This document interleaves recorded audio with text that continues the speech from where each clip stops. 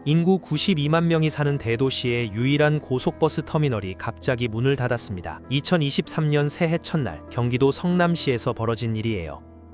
하루 평균 266대의 버스가 드나들고 33개 노선이 운행되던 성남종합버스터미널이 경영난을 이유로 영업을 중단해버린 겁니다.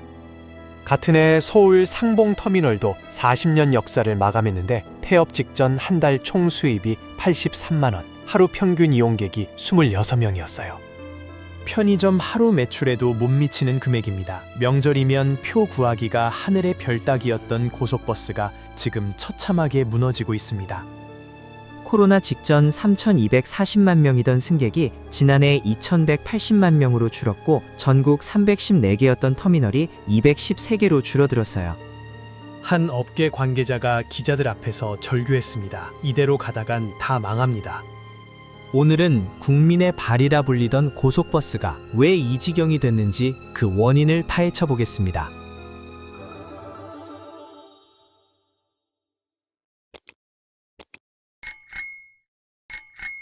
고속버스의 몰락을 이해하려면 먼저 그들이 얼마나 높은 곳에 있었는지 알아야 합니다. 반세기 전 어느 봄날 대한민국 교통 역사에 한 획을 긋는 사건이 일어났어요.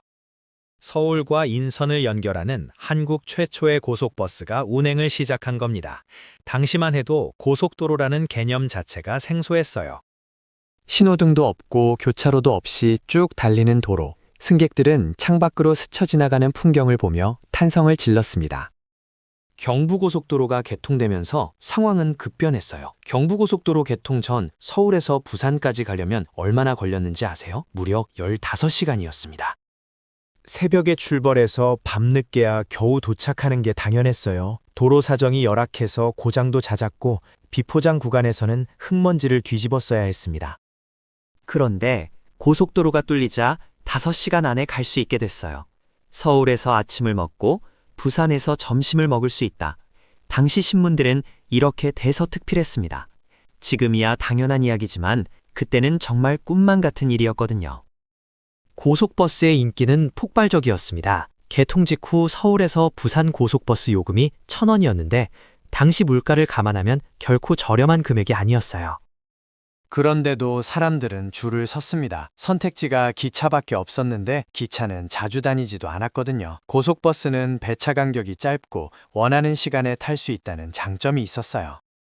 고속버스 회사들이 우후죽순 생겨났습니다. 한진관광, 동양고속, 광주여객, 한일여객, 천일여객, 그리고 코리아 그레이하운드까지 미국의 전설적인 버스 회사 그레이하운드가 한국에도 지사를 냈던 겁니다. 회사마다 서울 도심 곳곳에 터미널을 만들었어요. 종로 쪽에 동대문 고속버스 터미널, 복내동의 한진고속, 남대문로의 동양고속, 을지로의 속리산 고속까지 승객들은 혼란스러웠습니다. 부산 가려면 어디로 가야 해? 회사마다 터미널이 다르니까 알아봐야지. 이런 불편함이 쌓이자 정부가 결단을 내렸어요. 70년대 중반 서울시는 강남 개발의 일환으로 반포동에 종합버스 터미널을 짓기로 했습니다. 당시 반포동이 어땠는지 아세요? 허허 벌판이었어요. 논밭과 공동묘지가 있던 곳이었습니다. 80년대 초 마침내 지하 1층, 지상 11층에 서울 고속버스 터미널이 완공됐어요. 동양 최대 규모, 하루 25만 명을 수용할 수 있는 거대한 콘크리트 건물이었습니다. 경부선과 영동선 고속버스가 이곳에서 출발했고 바로 옆 서울 종합터미널에서는 호남선이 운행됐어요. 고속버스 터미널은 강남의 랜드마크가 됐고 당시 가수 혜은이가 부른 제3한강교는 강남의 번영과 낭만을 상징하는 노래가 됐습니다. 고속버스의 황금기가 열린 겁니다. 80년대에서 90년대 고속버스는 명실상부한 국민의 발이었습니다. 명절이면 터미널은 귀성객으로 인산인해를 이뤘어요. 새벽부터 줄을 서서 표를 사야 했고 암표상까지 등장할 정도였습니다. 고속버스 회사들은 돈방석에 앉았어요. 금호고속, 동양고속, 동부고속 같은 회사들은 여객운송을 기반으로 사업을 다각화하며 재벌급으로 성장했습니다. 90년대 초에는 우등형 버스가 도입됐고 10여 년 전에는 프리미엄 버스까지 등장했어요. 좌석 간격이 넓어지고 개인 모니터가 설치되고 USB 충전 포트가 달렸습니다.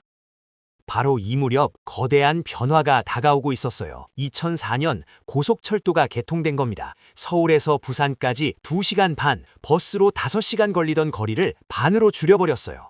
처음에 업계는 비싸니까 괜찮을 거야 라고 생각했습니다. 실제로 초창기에는 그랬어요. 하지만 시간이 지나면서 상황이 달라지기 시작했습니다. 그리고 아무도 예상하지 못한 일이 벌어졌어요. KTX 요금이 14년 동안 단 한 번도 오르지 않은 겁니다. 2011년 코레일은 요금을 평균 2.93% 인상했는데 이게 마지막이었어요. 그 이후로 현재까지 단 한 번도 오르지 않았습니다. 서울에서 부산 일반실 요금 59,800원 그대로예요. 같은 기간 다른 물가는 얼마나 올랐을까요? 소비자 물가지수는 27% 상승했고 최저임금은 128%나 뛰었어요. 고속버스 요금도 21% 올랐고 항공요금은 23% 인상됐습니다.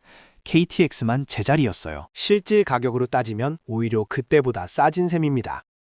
왜 이런 일이 가능했을까요? 코레일은 공공기관입니다. 일반 기업이라면 적자가 나면 망하지만 공공기관은 다르거든요. 정부에서 세금으로 재정을 지원해주기 때문에 요금을 동결하고도 버틸 수 있었어요. 물가 안정을 위해 공공요금 인상을 억제하는 정책 때문이었습니다. 그 대가가 뭘까요? 코레일의 누적 부채가 21조 원을 돌파했어요. 연간 이자 비용만 4,130억 원, 하루에 11억 원꼴로 이자가 나가고 있습니다. 지난해 수익이 2조 5,483억 원으로 역대 최고치를 기록했는데도 영업 적자가 114억 원이었어요. 매출은 최고인데 적자가니 이상하지 않으세요? 문제는 그동안 벌어진 일입니다. 요금이 동결되는 동안 고속버스는 어떻게 됐을까요? 민간 기업인 고속버스 회사들은 인건비와 유가가 오르면 요금을 올릴 수밖에 없었어요. 최근 몇 년 사이 2차례에 걸쳐 각각 5%씩 인상했습니다. 그러다 보니 어떤 일이 벌어졌냐고요? 현재 서울에서 부산 KTX 일반실 요금은 59,800원이에요. 같은 구간 고속버스 프리미엄 요금은 51,600원입니다. 차이가 8,200원밖에 안 나요. KTX는 2시간 반, 고속버스는 4시간이 걸립니다. 게다가 KTX는 수시로 할인 프로모션을 진행하니까 어떤 경우에는 고속버스보다 더 싸게 탈 수도 있어요. 여러분이라면 어떤 걸 선택하시겠습니까? 답은 이미 숫자로 나와 있습니다. 지난해 상반기 KTX 승객은 8,486만 명으로 역대 최대치를 경신했어요. 고속버스는 바닥을 치는데 철도는 사상 최대 호황을 누리고 있는 겁니다. 정반대의 운명이 펼쳐지고 있습니다. 한 고속버스 업계 관계자의 말을 들어보면 상황이 더 명확해져요. 요금 경쟁력이 없다는 게 고속버스가 경영난을 겪고 있는 근본적인 원인입니다. 공정한 경쟁 자체가 불가능한 구조예요. 기울어진 운동장이라는 표현이 딱 맞습니다. 한쪽은 정부 지원을 받으며 요금을 동결하고 다른 한쪽은 시장 논리대로 요금을 올릴 수밖에 없는 상황이에요. 승객들이 어디로 몰릴지는 뻔한 결과였습니다. 코로나 팬데믹이 결정타를 날렸어요. 코로나 기간 동안 모든 대중교통이 타격을 받았습니다. 다만 회복 속도는 천지 차이였어요. KTX 승객은 빠르게 회복해서 지난해 상반기에 역대 최대치를 기록했습니다. 반면 고속버스는 지난해 매출이 코로나 전 대비 70% 수준밖에 안 돼요. 30%가 영영 돌아오지 않은 겁니다. 왜 이런 차이가 났을까요? 코로나 기간 동안 고속철도 노선은 오히려 확대됐어요. 강릉선이 개통됐고 중앙선도 연장됐습니다. 새 노선이 계속 늘어나는 동안 고속버스는 비수익 노선을 대거 정리했어요. 얼마 전에는 서울 고속버스 터미널에서 운행하지 않는 고속버스 노선이 50%에 육박할 정도였습니다. 결정적으로 고속버스 업계에 타격을 준 요인들이 동시에 덮쳤어요. 주 52시간 근무제 시행으로 운전기사 인건비가 급증했고 코로나 팬데믹으로 승객이 급감했고 자가용 보유 세대가 증가했고 러시아 우크라이나 전쟁으로 유가가 급등했고 KTX 새 노선이 확대되면서 고속버스 수요가 흡수됐습니다. 숫자로 상황을 더 구체적으로 보겠습니다. 전국 고속버스 주요 10개 회사의 합산 매출을 살펴보면 코로나 직전에는 5,850억 원이었어요. 지난해에는 4,400억 원으로 뚝 떨어졌습니다. 불과 몇 년 사이에 1,450억 원이 사라진 거예요. 매출이 25%나 급감한 겁니다. 차량 보유 대수도 급감했어요. 코로나 직전 2011대에서 지난해 1,450대로 같은 기간 30% 가까이 줄었습니다. 버스 한 대가 사라질 때마다 운전기사 일자리가 없어지고 정비사 일자리가 없어지고 터미널 직원 일자리가 없어지는 거예요. 전국 터미널 상황도 심각합니다. 2000년 무렵에는 전국에 314개의 고속버스 터미널이 있었어요. 코로나 직전에는 315개로 유지됐는데 지난해 말에는 213개로 줄었습니다. 4반세기 동안 80개 이상이 사라진 거예요. 더 충격적인 건 남아있는 터미널 중에서도 39곳은 버스 운행이 중단된 사실상 폐업 상태라는 사실이에요. 경북 청송군에서만 5곳, 의성군에서 3곳이 운행을 멈췄습니다. 이 숫자들이 의미하는 건 뭘까요? 지방 도소시, 특히 철도역이 없는 군 지역에서 고속버스 터미널은 바깥 세상과 연결되는 유일한 통로예요. 현재 남아있는 터미널의 절반이 군 지역에 있을 정도입니다. 안타깝게도 이 터미널들이 하나둘씩 문을 닫고 있어요. 고령층의 병원 가려면 택시비로 수십만 원을 내야 하는 상황이 벌어지고 있습니다. 경북 청송군에 사는 70대 어르신의 이야기를 들어볼게요. 서울에 있는 대학병원에 정기검진을 받으러 가야 하는데 터미널이 문을 닫았습니다. 예전에는 고속버스 타고 동대구까지 가서 KTX로 환승했어요. 그런데 이제 고속버스가 없으니 택시를 불러야 합니다. 청송에서 동대구역까지 택시비가 얼마일까요? 10만 원이 훌쩍 넘어요. 왕복이면 20만 원입니다. 한 달에 한 번 병원 가는데 20만 원씩 쓰는 게 어르신에게는 큰 부담이에요. 상황이 이렇다 보니 고속버스 업계에서는 요금 인상 이야기가 나왔습니다. 올해 초 버스연합회는 국토교통부에 시외 고속형 24.2%, 직행형과 일반형 17% 인상을 신청했어요. 최근 몇 년간 두 차례에 걸쳐 각각 5%씩 이미 올랐는데 또 20% 넘게 올리겠다는 겁니다. 업계는 인건비와 유가 상승을 이유로 들었어요. 하지만 업계 내부에서도 우려의 목소리가 나옵니다. 지금도 KTX랑 요금 차이가 거의 없는데 우리만 가격을 올리면 누가 고속버스를 타겠습니까? 손님이 줄어서 요금을 올리면 요금이 오르니까 손님이 더 줄고 손님이 줄어서 또 요금을 올려야 하는 악순환에 빠진 거예요. OECD 주요 국가의 고속철도 요금을 비교한 자료가 있습니다.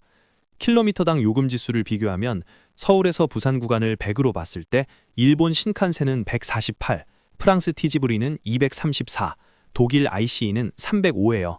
최대 3배까지 차이가 납니다.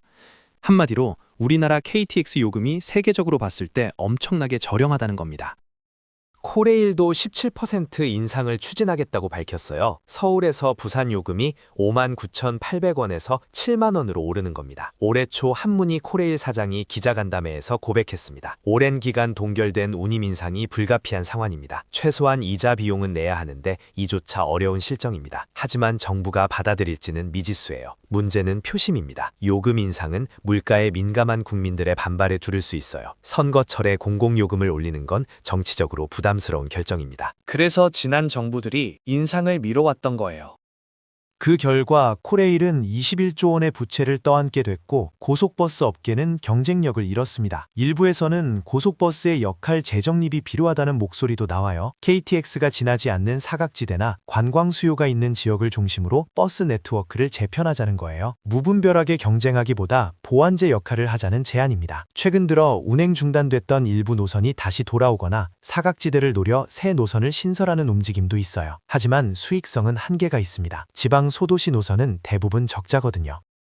얼마 전 정부가 고속버스 서비스 안정화 방안을 발표했어요. 차량 사용 규제 완화, 유가 연동 보조금 연장, 중소터미널 세금 부담 완화 같은 내용이 담겨 있었습니다. 하지만 업계 반응은 냉담했어요. 어느 공무원들의 문서에서나 볼 수 있는 비슷한 내용이라는 평가가 나왔습니다. 실효성 있는 대책은 보이지 않았어요. 고속버스 업계가 바라는 건 딱 하나입니다. 요금 정상화예요. 공정한 경쟁을 위해 경쟁사 요금도 함께 정상화해야 한다는 게 업계의 한결같은 주장입니다. 고속버스의 역사를 되돌아보겠습니다. 반세기 전 첫 운행 이후 고속버스는 대한민국 경제성장과 함께 달려왔어요. 경부고속도로 개통과 함께 서울에서 아침을 먹고 부산에서 점심을 먹는 시대를 열었습니다. 고속버스 터미널은 귀향의 설렘과 이별의 아쉬움이 교차하는 곳이었어요. 명절마다 터미널에서 가족을 기다리던 추억, 많은 분들이 갖고 계시겠죠? 하지만 지금 고속버스는 갈림길에 서 있습니다. 한쪽에서는 고사 직전이라며 절규하고 다른 한쪽에서는 시대의 변화는 어쩔 수 없다고 말해요. 분명한 건 고속버스가 사라지면 가장 큰 피해를 보는 건 지방 소도시에 사시는 어르신들이라는 거예요. 철도도 없고 자가용 운전도 어려운 분들, 고속버스가 사라지면 바깥 세상과 연결되는 통로가 끊어지는 분들입니다. 대중교통의 양대 산맥으로서 균형을 이루던 고속버스, 과연 이대로 역사 속으로 사라지게 될까요? 아니면 새로운 역할을 찾아 부활할 수 있을까요? 그 답은 정부 정책, 업계의 혁신, 그리고 우리 모두의 관심에 달려 있습니다.